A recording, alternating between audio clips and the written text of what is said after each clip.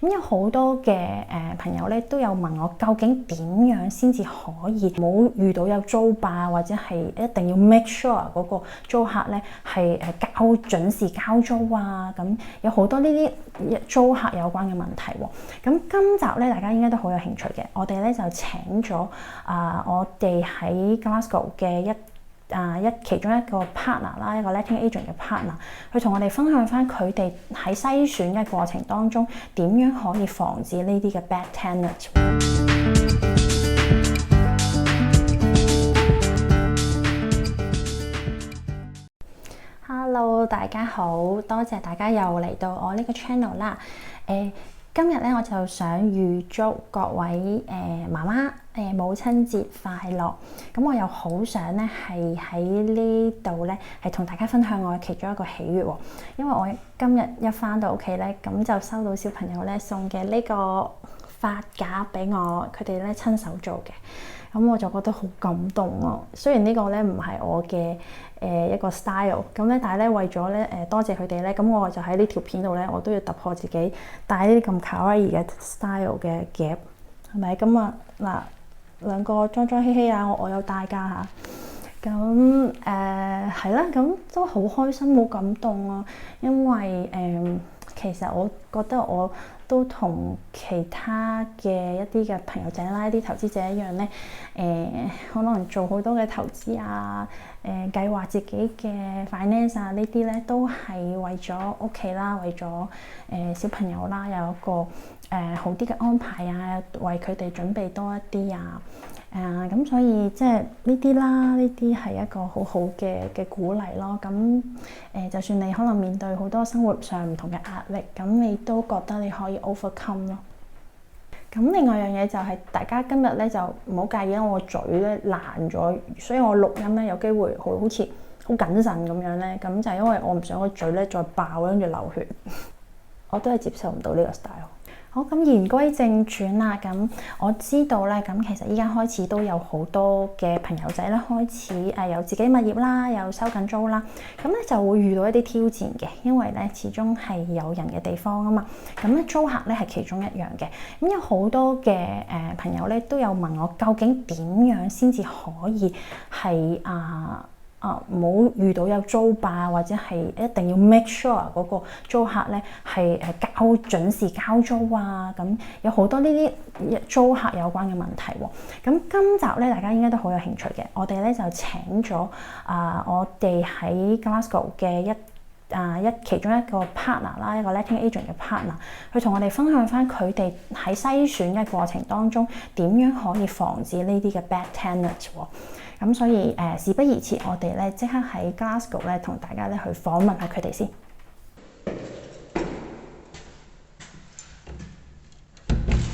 Hello， 大家好，我哋今日又嚟到睇一個新嘅 property。咁咧，我哋有兩個嘉賓今日。咁第一個咧就係 Stuart。Hi Stuart。咁咧就係我哋個 letting agency 嘅 partner 嚟嘅。Hi Vicky。We've got our viewers have a lot of questions about what makes a good let and how do we avoid bad renters?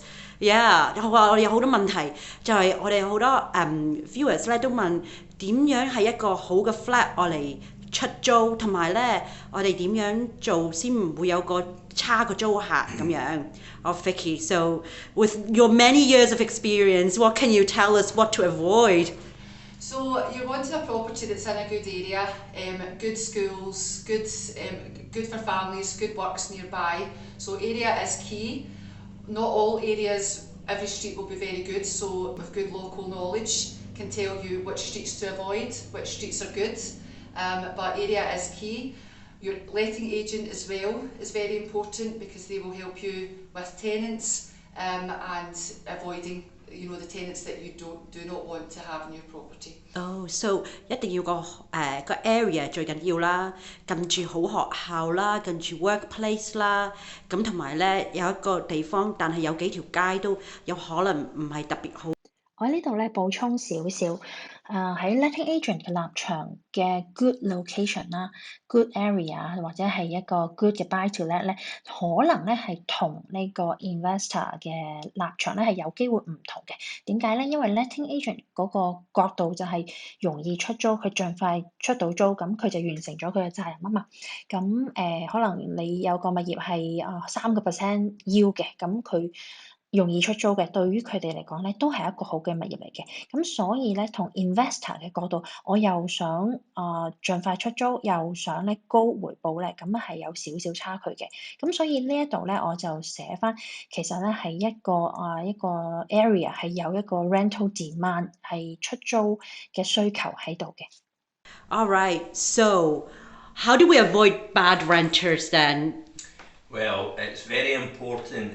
Your letting agent should be on Rightmove, which is the most popular portal in the UK and in Scotland.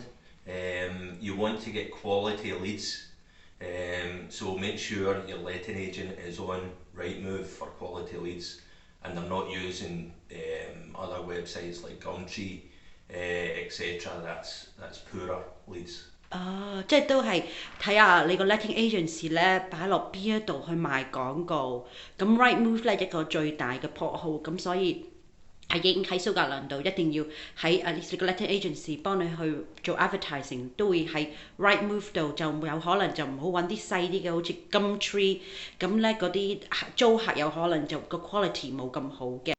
喺呢一點度，我又未必係咁同意，因為你唔會覺得上得睇 Rightmove 嘅potential tenants，佢哋就一定係好嘅 tenants 㗎嘛。咁因為之後都係需要去做一個 reference check 嘅。咁所以其實喺呢個揾 tenants 嘅階段咧，覺得係喺唔同嘅平台咧，可以咧盡量揾多啲嘅 potential tenant， 咁先有得揀。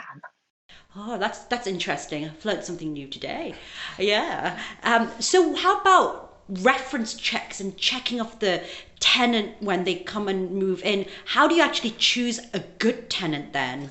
Okay, so there's a few steps to the process. It starts off with the letting agency. We've got an application form that the tenants will fill out.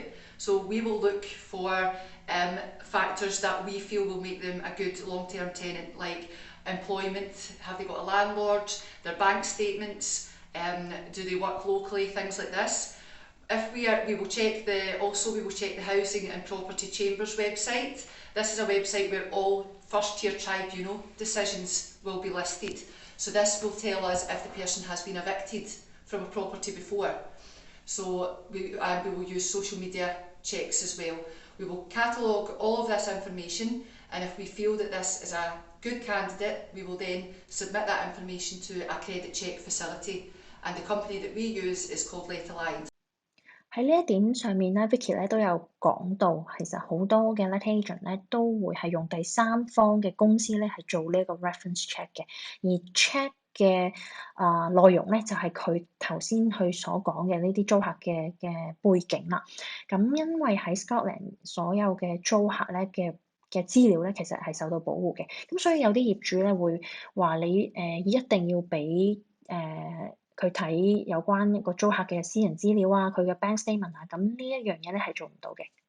我都做好多，咁Vicky 都做好多 check 嘅，睇下嗰個人會唔會 OK。So what makes a bad renter? So the things that we absolutely must avoid when using the credit check facility, the company we use is Let Alliance, we are looking for them to find out if the tenants have been bankrupt, if they have ever had a county court judgment, so that means they've been taken to court for debt.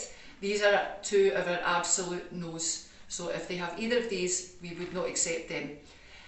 Also, if their bank statements do not show affordable income each month for the rent, we would also have to decline that type of tenant.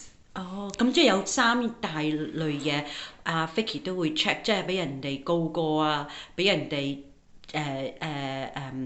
叫佢哋走啊，或者佢個銀行戶口都唔夠錢嘅，Vicky 都會唔決定，即係都唔會選擇佢哋去租俾佢哋嘅。Well, that's quite important.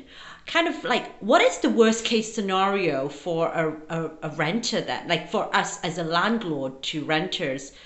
So your worst case scenario is for a tenant to stop paying rent and you have to evict them.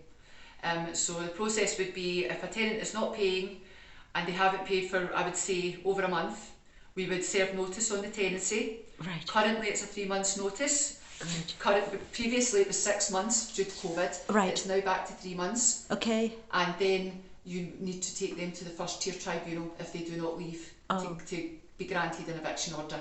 It is a very lengthy process, so we must try and avoid this at all costs. 即係最壞就係個租客唔交租，咁唔交租一輪，咁我哋就要 serve 佢哋 notice，咁就要上庭去搞。So how many of those have you had then, Vicky? So we only carry out we've only carried out some tribunal actions. It's usually a lawyer that would handle these, but Right. we have had a handful, maybe 10 or 15, something like that. So in your entire career over stretch of over 14 years, you've had 10 of these. All the way to the tribunal. We have obviously had more tenants that have fell into difficult times and not paid, but the majority of these tenants will leave before it becomes worst case scenario. OK， 咁咧即係最壞打算就係要上法庭去告佢哋啦。但係Vicky 嘅經驗咧，佢多過14年嘅經驗，佢得有可能做個8至10個喺手，另外嗰啲全部都係同嗰個renter 去 work together， 咁就可以佢哋交翻租。咁所以呢個係即係最壞嘅打算，但係就呢個可能性就唔係特別高嘅，但係都要注意。呢度有2點大家要注意啦。第一樣嘢咧就係雖然做晒 reference check， 雖然揀咗好嘅地方，但係咧都係會有機會咧會遇到咧租客可能會遲交租啊，或者唔交租嘅情況嘅。咁所以如果係接受唔到呢一種有機會可能嘅情況發生嘅投資者咧，我建議就唔好做呢個物業投資啦。咁第二樣嘢咧就係頭先 Vicky 都有講啦。咁其實雖然會有好多嘅 case 都會有租客可能會遲交租啊、唔交租，但係咧有好少嘅 case 咧，Vicky 咧14年咧都係遇到即係10單啊、15單啊咁樣。咁其實有好多嘅情況咧，都係可以透過大家去好來好去啊，好好咁樣溝通，已經可以解決到嘅問題，就未必係好似坊間所講，如果好容易遇到租霸啊，搞好耐啊，好慘啊，就未至於嘅。Okay, thanks, Vicky. All right, so last and final question, Stuart. What makes a good flat and a good rent? A good rent